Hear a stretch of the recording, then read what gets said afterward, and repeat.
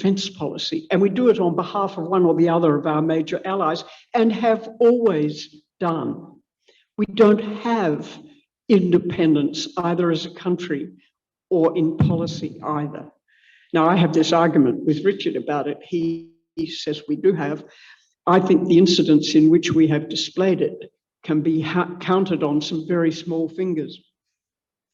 But what we have done ever since our so-called independence in 2001 and even before is gone to war again and again, 9 or 10 times since 2000, did I say 2000? Since 1901.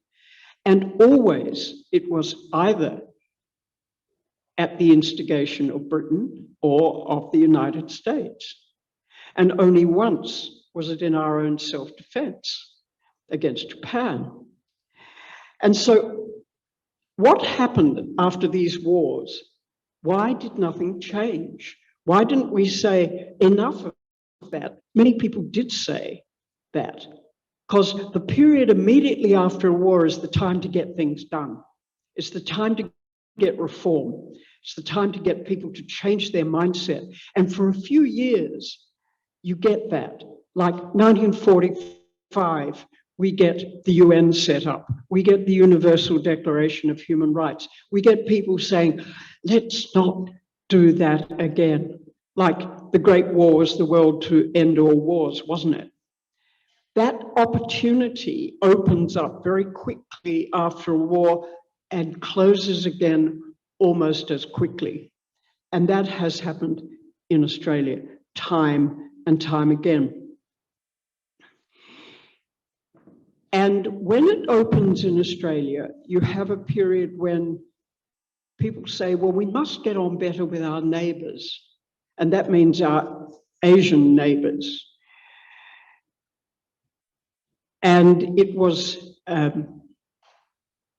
John Burton, the head of Foreign Affairs, many, many years ago under Evatt, who advocated non-alignment together with the newly independent Asian countries for Australia.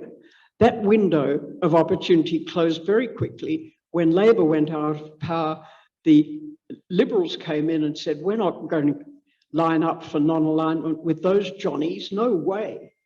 And that was the end of that opportunity. We had another one after the Vietnam, well, perhaps you might even say after the Korean War, but we certainly had one after the Vietnam War.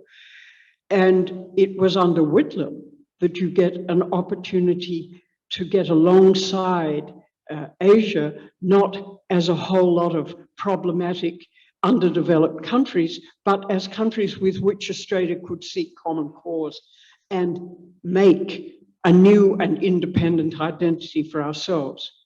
Every time this happens, it gets knocked over by a conservative government that takes its place, which is indeed what happened again.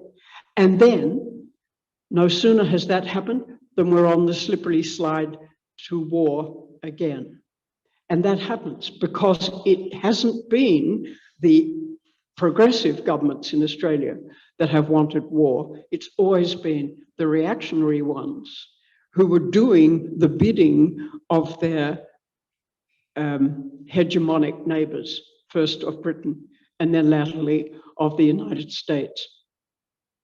And in both cases, their reasons for wanting these colonial wars in which colonials fought like us was because they wanted world hegemony. Britain lost it at Suez pretty well. The Americans took over, and that is what they still want. They don't want peace, security, or democracy. Thank you. What they do want is hegemony, as somebody said in the previous session. They want dominance, and they will get it however they can. And that is their foreign policy. So how does that impact on ours? We went on missing those opportunities. We had opportunities, for instance, with the Colombo Plan.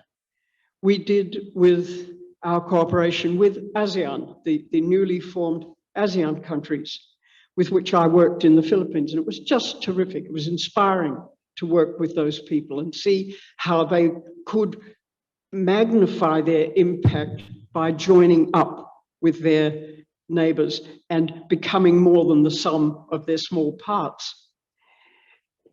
The independence of PNG, of course, we supported. The independence of West Irian, the independence of East Timor. All of these independent states, Australia helped bring to being while we were not independent ourselves. It's ironic and it's extraordinary when you look back on it. We were in favor of others' independence, but not of our own. We have now another opportunity.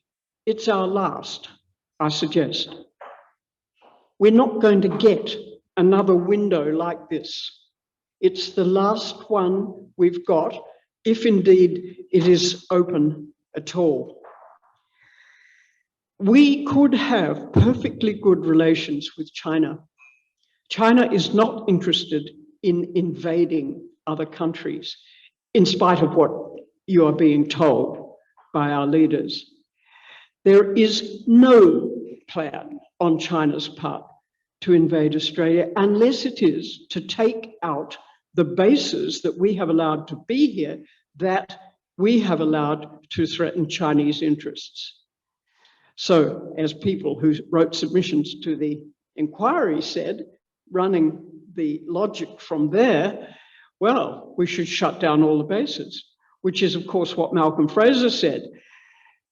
No Australian government, Labor or Liberal, would do that because they know exactly what would happen to them if they did. They would be destabilized. They would be out of power in an instant. And this is democracy. This is the protection of freedom. These are our gallant allies. Come on. Anyway, if we don't take this opportunity while it presents itself, we could find ourselves again on the wrong side in another disastrous war, a war which we will lose as we have lost every other one we've fought with the United States since 1945. It's not a good look. It's not a good record. We are irrationally repeating performance that didn't work in the first place. You know, that's the first definition of insanity.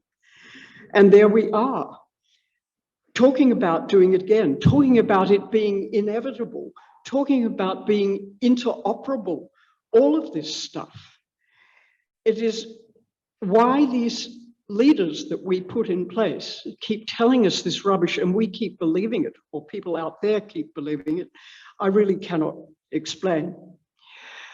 Our colleague, our IPAN colleague, Nick Dean, who isn't here today, says, quoting the old adage, if you want peace, prepare for war. He says, if you want peace, prepare for peace. And that's what we're not doing. We talk about war all the time. We're not preparing for peace. If we were preparing for peace, what we'd be doing is making every possible overture to China and anybody else with whom we think we have any kind of difference. And it would be, I mean, Penny Wong has done her level best within the limitations of her party's policy to do exactly that. Penny for Prime Minister, I say, and the sooner the better, because unless we do make that kind of change, we're done for, quite frankly, as Richard Tanter described.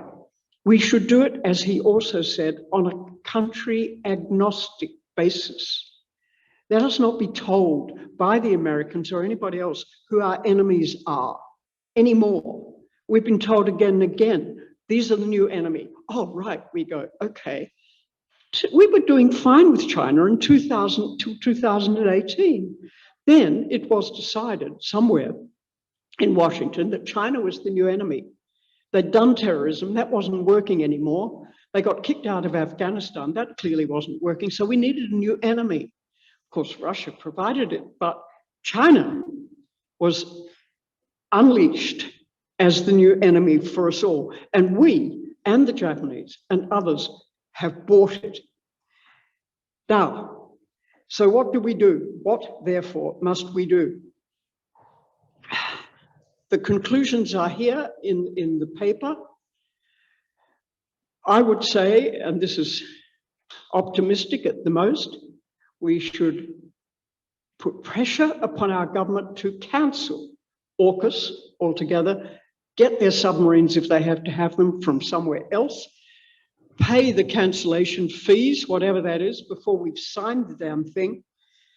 Picking up on what Sue says, we should observe ANZUS because it does have reasonable things in it and it does restrain us from getting into wars all over the place if we apply it correctly.